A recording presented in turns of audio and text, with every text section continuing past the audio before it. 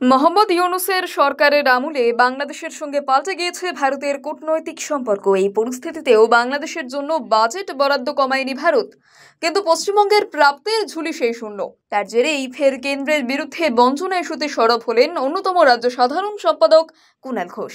বললেন, রাজ্যের মানুষের এটা জানা উচিত। বাংলার পাওনা দিচ্ছে না কেন্দ্র, বরাবরই এই অভিযোগে সরব হন বাংলার মুখ্যমন্ত্রী।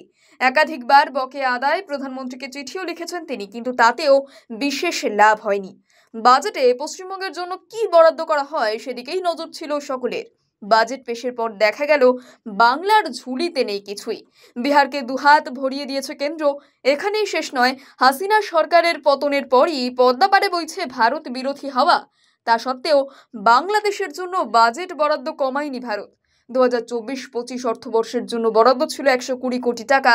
এবারের বাজেটেও সেই অঙ্ক অপরিবর্তিতই রাখা হয়েছে। আর তা নিয়েই এবার মুখ খুললেন কুণাল ঘোষ। সোমবার কুণাল বলেন, এটা আন্তর্জাতিক বিষয়। আমরা বাজেট বরাদ্দ নিয়ে আপত্তি করছি না, তবে বাংলার মানুষ এটা জানুক যে বাংলাদেশও বরাদ্দ পাচ্ছে, কিন্তু পশ্চিমবঙ্গ কিছুই পায়নি। এই রাজ্য বঞ্চিত। অর্থাৎ কেন্দ্রের ভূমিকায় যে তৃণমূল মোটেও ভালোভাবে দেখছে না, তা বুঝিয়ে দিয়েছেন তিনি। মোহাম্মদ ইউনূসের সরকারের আমলে বাংলাদেশের সঙ্গে পাল্টে গিয়েছে ভারতের কূটনৈতিক সম্পর্ক। এই পরিস্থিতিতেও বাংলাদেশের জন্য বাজেট বরাদ্দ কমায়নি ভারত, কিন্তু পশ্চিমবঙ্গের প্রাপ্তির ঝুলি সেই শূন্য। তার জেরেই ফের কেন্দ্রের বিরুদ্ধে বঞ্চনা ইস্যুতে সরব হলেন অন্যতম রাজ্য সাধারণ সম্পাদক কুণাল ঘোষ। বললেন, রাজ্যের মানুষের এটা জানা উচিত। বাংলার পাওনা দিচ্ছে না কেন্দ্র, বরাবরই এই অভিযোগে সরব হন বাংলার মুখ্যমন্ত্রী।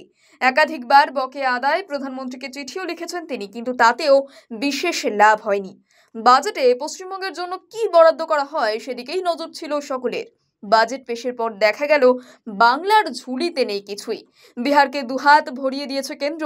এখানেই শেষ নয়, হাসিনা সরকারের পতনের পরই পদ্মাপাড়ে বইছে ভারত বিরোধী হাওয়া। তা সত্ত্বেও বাংলাদেশের জন্য বাজেট বরাদ্দ কমায়নি ভারত। 2024-25 অর্থবর্ষের জন্য বরাদ্দ ছিল 120 কোটি টাকা। এবারের বাজেটেও সেই অঙ্ক অপরিবর্তিতই রাখা হয়েছে। আর তা নিয়েই এবার মুখ খুললেন কুণাল ঘোষ। সোমবার কুণাল বলেন, এটা আন্তর্জাতিক বিষয়। আমরা বাজেট বরাদ্দ নিয়ে আপত্তি করছি না, তবে বাংলার মানুষ এটা জানুক যে বাংলাদেশও বরাদ্দ পাচ্ছে, কিন্তু পশ্চিমবঙ্গ কিছুই পায়নি। এই রাজ্য বঞ্চিত। অর্থাৎ কেন্দ্রের ভূমিকায় যে তৃণমূল মোটেও ভালোভাবে দেখছে না, তা বুঝিয়ে দিয়েছেন তিনি।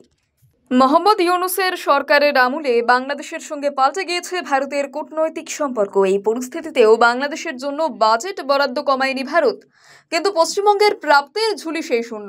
তার জেরেই ফের কেন্দ্রের বিরুদ্ধে বঞ্চনা ইস্যুতে সরব হলেন অন্যতম রাজ্য সাধারণ সম্পাদক কুণাল ঘোষ। বললেন, রাজ্যের মানুষের এটা জানা উচিত। বাংলার পাওনা দিচ্ছে না কেন্দ্র, বরাবরই এই অভিযোগে সরব হন বাংলার মুখ্যমন্ত্রী। একাধিকবার বকেয়া আদায় প্রধানমন্ত্রীকে চিঠিও লিখেছেন তিনি, কিন্তু তাতেও বিশেষ লাভ হয়নি।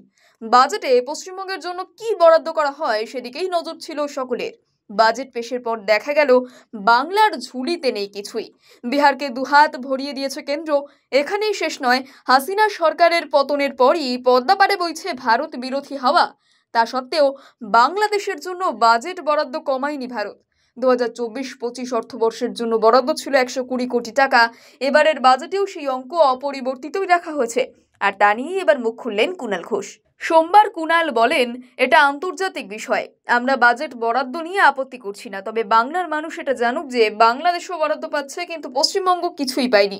এই রাজ্য বঞ্চিত। অর্থাৎ কেন্দ্রের ভূমিকায় যে তৃণমূল মোটেও ভালোভাবে দেখছে না, তা বুঝিয়ে দিয়েছেন তিনি।